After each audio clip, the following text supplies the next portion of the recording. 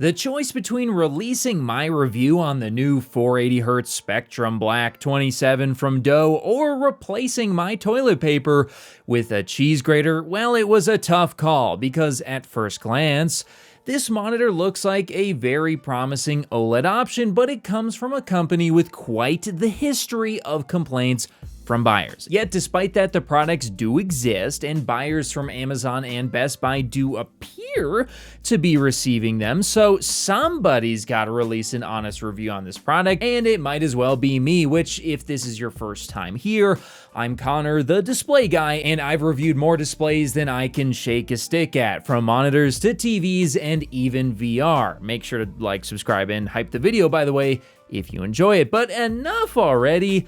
Let's get into it. So the Doe Spectrum Black 27 480Hz is a 27-inch 1440p 480Hz MLA WOLED panel with G-Sync support, HDR, as well as black frame insertion, which we will definitely talk about that BFI because it is awesome. Now, this also comes with apparently two HDMI 2.1 ports that are 24 gigabit per second, which is important because, well, the spec for 2.1 goes up to 48 gigabit per second, so what is going on here? Can we stop allowing lower bandwidth to meet the specs for stuff like HDMI 2.1 or DisplayPort 2.1? That is so ridiculous and anti-consumer that that's even allowed to be branded that way.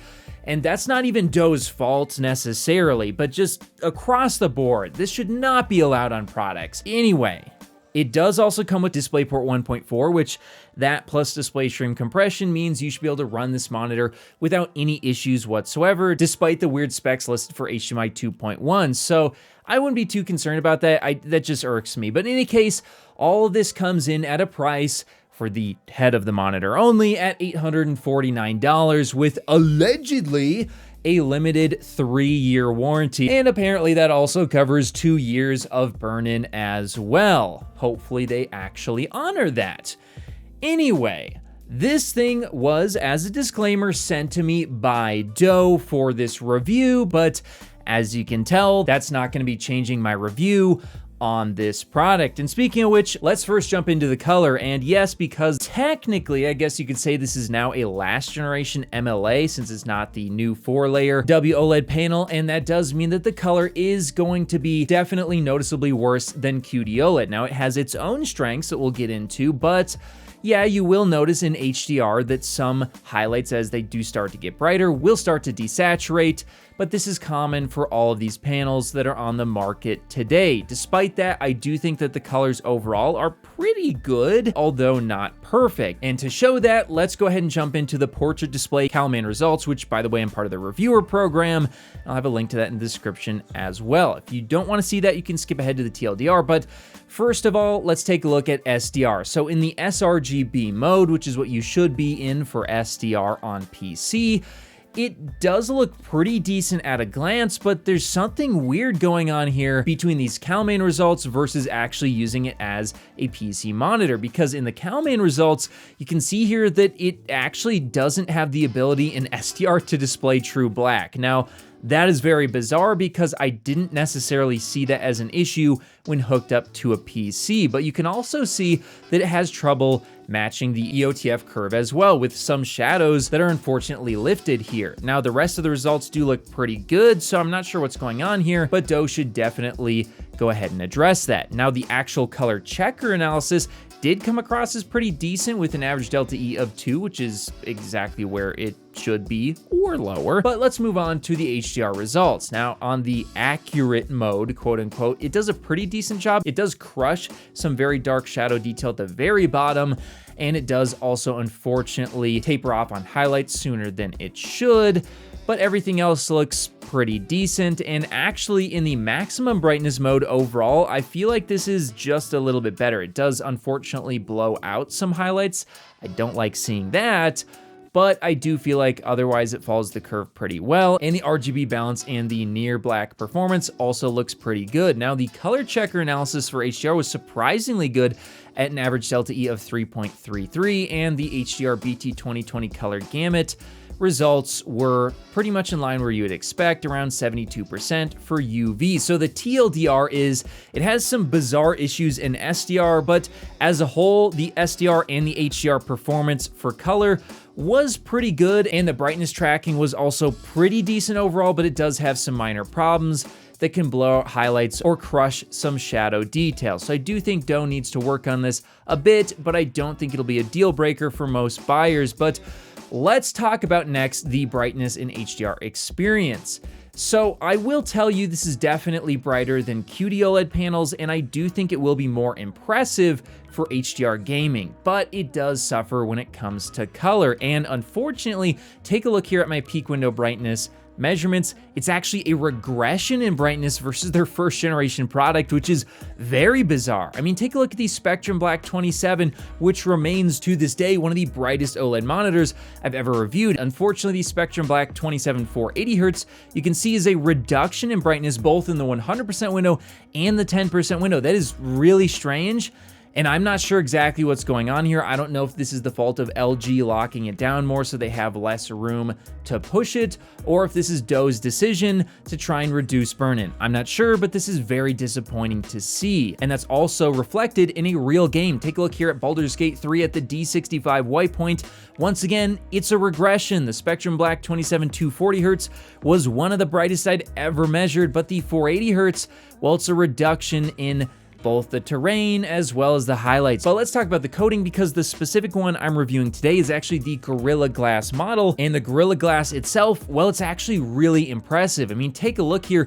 This is, in my testing, one of the best displays I've ever measured when it comes to ambient light handling. So if you have lights on in the room, this monitor will retain its black levels very, very well, whereas, for example, QD-OLED definitely really suffers here. And I'll also mention that Gorilla Glass specifically seems to cut down on the intensity of reflections themselves as well. So it does feel like this is possibly one of the best coatings that has ever existed. However, it's not all perfect, and we'll get to that in just a second. But let's move on to gaming, because this is a 480Hz display. This is exactly what it's meant for, and the latency chart definitely reflects that. It's one of the fastest monitors that I've ever measured at 23 milliseconds.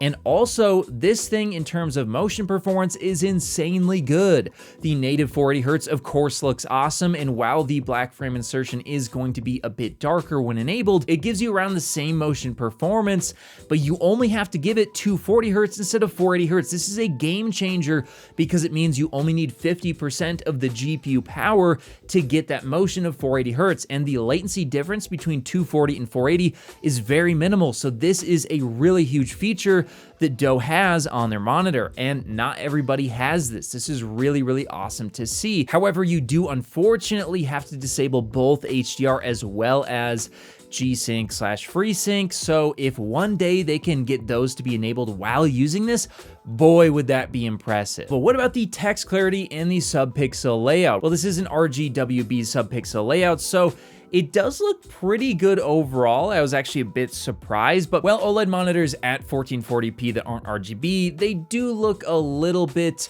well, not perfect when it comes to text rendering. It is going to be a step down from LCD. However, the actual clarity of the panel itself is actually, I think, going to be a little bit better than a lot of LCDs out there. It depends. So most LCDs are using a matte coating, which will definitely harm the image clarity. And this is technically using a glossy coating, but it appears to be, based on information that's available online, that they've actually applied a glossy coating with some sort of optically clear adhesive to a matte coating. Now, this does have its benefits, and I do think it is definitely better looking than the straight matte coating from LG. It definitely seems more clear. There's less of that grain and sparkle, but it's not perfect, and hopefully Doe can improve that in the future. Now, for the viewing angles and uniformity, I didn't see any major problems on this display, but because it's WOLED and not QD-OLED, I did notice some slight tinting or shifting of colors when viewed at an angle, and I didn't run into any major issues I can thankfully report, other than, like every other OLED, you could potentially expect some VRR flicker if you have inconsistent frame rates in dark scenes. So what do I think about this monitor as as a whole. While it's certainly not perfect, it does have its issues when it comes to brightness. The coating itself isn't entirely grain-free, which is a bit disappointing. And actually, there was one issue I ran into that's a little bit bizarre. There's a workaround in the monitor as a setting, but for some reason, when you hook it up to a PC, HDR is a little bit darker than it should be, it appears, and you have to enable a setting to fix that. But if you're going between SDR and HDR, obviously that's really annoying. So it does have a little bit of an issue there as well. So it's certainly not perfect. However, the latency, the motion performance, and the black frame insertion is really, really incredible on this monitor. And I forgot to mention this, but the actual, I almost never talk about the build quality of monitors that much, but this one, I actually feel like the design physically of this monitor is some of the best that the market has to offer. And it could definitely look really good both as an office monitor, a professional monitor, or a gaming monitor. All three applications, it looks absolutely beautiful physically, but it is unfortunately also coming from a company that has a very storied history. I do recommend you guys, if you're thinking about purchasing a monitor from this company, seriously do your research on it. And for that reason, even though I feel like overall this monitor is pretty good, though not perfect, I simply can't recommend it. There's been some pretty concerning stuff being posted about them recently online from both users as well as the company themselves. I'm not gonna get into it, but I'm a little concerned about what is going on over at Doe. If you still wanna buy it, I'll have affiliate links for you in the description below. But again, please, please, please do your research if you are considering it.